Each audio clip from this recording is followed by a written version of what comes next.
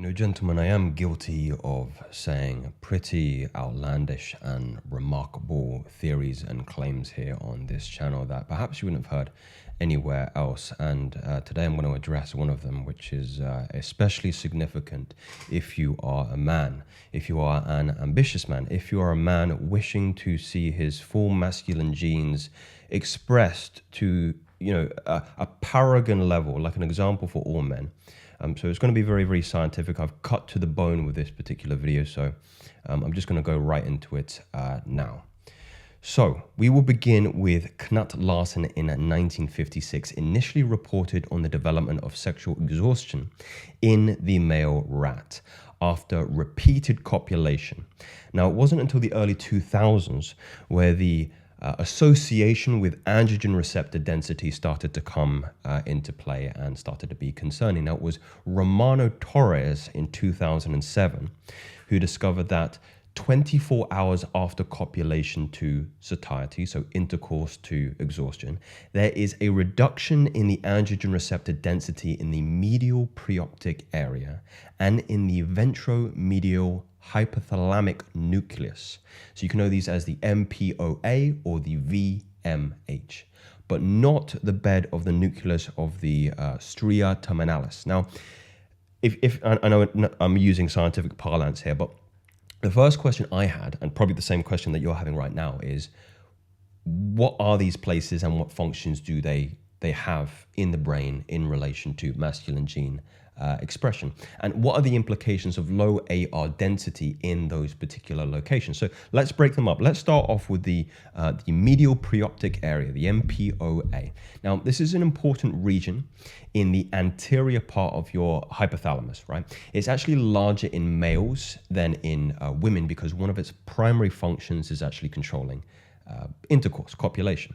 It would therefore make sense that diminished AR sensitivity or receptivity in this area affects sexual vigor. And this is true with, I'm sure, in your life, right? When you're exhausted, it's very difficult for you to continue to work on this particular level. So it was shown that, or this was shown in the results, that 48 hours after sexual satiety, 30% of males displayed only one ejaculation, and the remaining 70% showed a complete inhibition of sexual behavior. So they didn't even want to know. Now, the location is also responsible for the release of they're called gonadotropin releasing hormones, or GnRH. Now, this could be disrupted, leading to downward stream effects on the hypothalamic pituitary gonadal axis. Now, this is really important because GnRH controls the release of two of the most important hormones in relation to masculine gene expression, testosterone expression. So number one is LH, and you should know luteinizing hormone, and the second is FSH, follicle stimulating hormone. So just a quick refresh, luteinizing hormones begins the stimulating factor for testosterone in your testicles, right? So without LH, you can't produce any testosterone in your testicles. And FSH is all sperm production. So these are two major functions of testosterone expression. So this is just one small area of the brain, by the way, which has fairly sinister implications of exhaustion. Now, regarding the ventromedial hypothalamic nucleus, tongue ties all these words today. So androgens are known to influence both aggression and dominant behaviors. Now, if the VMH has reduced sensitivity to androgens, individuals might exhibit lower levels of aggressive or dominant behaviors, which are often associated with androgen actions in the brain. And this makes sense to me because, when I'm sexually exhausted, and I have been in the past, you don't want to go out, you don't want to socialize, you don't want to engage in any kind of like competition, at least, my personal anecdotal experience. Now, this could affect social dynamics, as I've just delineated there, particularly in species or contexts where aggression and dominance are important. Now, the VMH is also involved in regulating energy balance, including appetite, body weight, and androgens can influence metabolic processes in this regard. So reduced androgen sensitivity could actually lead to altered metabolism, changes in body composition, and difficulties in maintaining normal body weight. This might contribute to conditions like obesity, like any kind of metabolic syndrome, depending on the balance of the other hormones and other factors that may be related in that particular equation. So low androgen receptor density sensitivity in the VMH could also lead to a blunted or altered stress response, particularly affecting how an individual copes with stressful situations. This could result in either exaggerated or diminished response to stress. So these are very neurotic people. They get anxious very easy, depressed very easily, ill very easily. They're very, very kind of like mentally brittle. So just to kind of touch base, we have implications for more stress, decreased assertiveness, zeal, vigor, reduced testosterone production, and sexual behavior as a consequence of sexual exhaustion. Now, this is an important point because I should have distinguished this before. I should have prefaced this. The methods of the study are talking about intercourse. They're not talking about masturbation. I believe the implications for masturbation are actually more severe. For example, one study found that sexual intercourse increased testosterone levels by 72%, while masturbation only increased it by about 15%. So you're not even getting that benefit. Plus, you pair that with the damage you're doing to your D2 dopamine receptors being, fried with unnatural amounts of stimuli, and also intercourse is, pair bonding. It's more physically, so it's more exercise. It's far more satiating if it's with the right person. Now, it should be mentioned that after 72 hours after sexual satiety, there was a recovery in sexual activity accompanied by increased in AR receptors to control levels in the medial preoptic area. So we're starting to go back to normal after that time in the medial preoptic area as far as they can measure.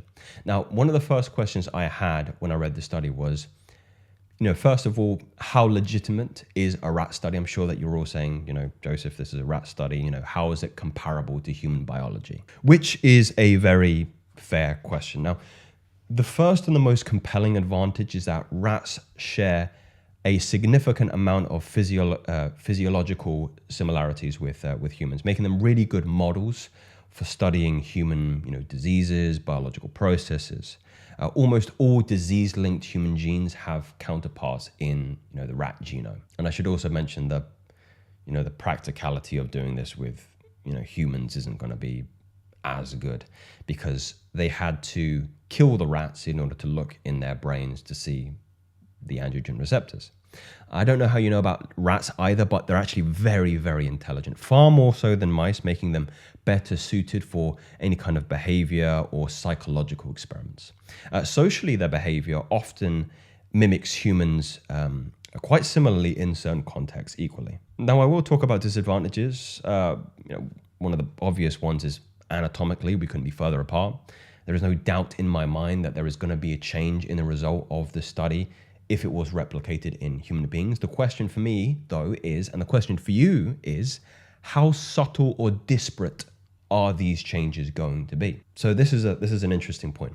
What strengthens the theory behind reduction in androgenic receptor sensitivity correlated with sexual exhaustion is the continuity of the results in the animal kingdom. So Romano inspired I believe it was a Chinese gentleman, I can't remember the name, I'll pop it on the screen if I can, to conduct a very similar study on mandarin voles after observing the reduction in androgenic activity in the medial preoptic area, the nucleus, and the ventromedial hypothalamus.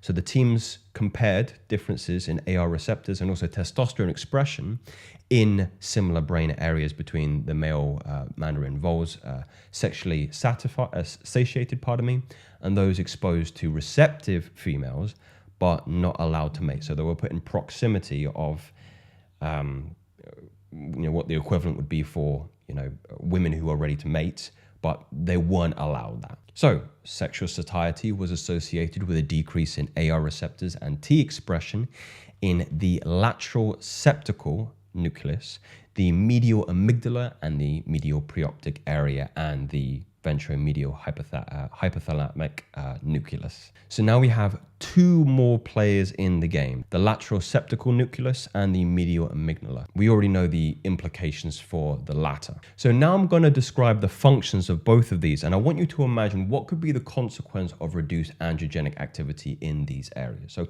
again, function first, and then so what they control, and then you can kind of guess what would be the case if AR receptor sensitivity was low. So lateral septal nucleus. It's a regulator of social behavior. It controls emotions and stress responses. And it's a modulator of aggression, motivation, and reward. So you tell me what downregulation in those areas would mean. Now, the medial amygdala has some influence in the same areas, but it's more diverse.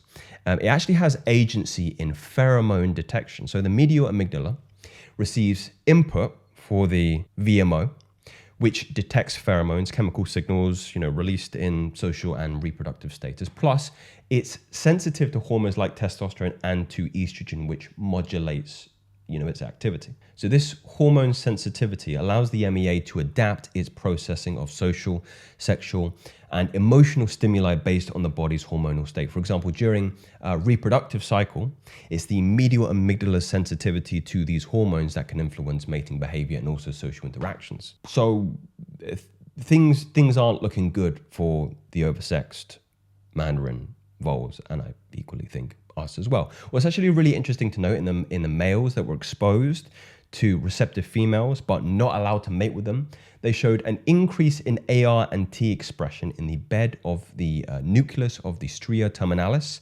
the LS, the MEA, and the VMH. So being in proximity with women in a mating context is actually very beneficial for masculine gene expression. But as long as you're not, setting off your fireworks. Now, the contentious part of this study is serum testosterone levels appear to remain unchanged after 24 hours in males exposed to receptive females or males who mated to satiety. Then again, it's worth noting that the expression of testosterone is always dependent on AR sensitivity. My theory being is, you can have two individuals who have 400 nanograms per deciliter of testosterone, but the person with the higher AR sensitivity is always going to express more masculine genes, which is what we mean when we say you want high testosterone. It's not enough to have testosterone if your body cannot express it. So these data suggest that a relationship between sexual activity and a decrease in AR and T expression in specific areas of the brain, and a relationship between sexual motivation and increased AR and T expression in other areas of the brain independently of testosterone. So what do you think, gentlemen? I mean, at least you can say, well, you can't say it's not interesting. Are these theories or facts? Well, they're scientific studies, so I guess they are facts. But what do you think about my theories? Speak soon.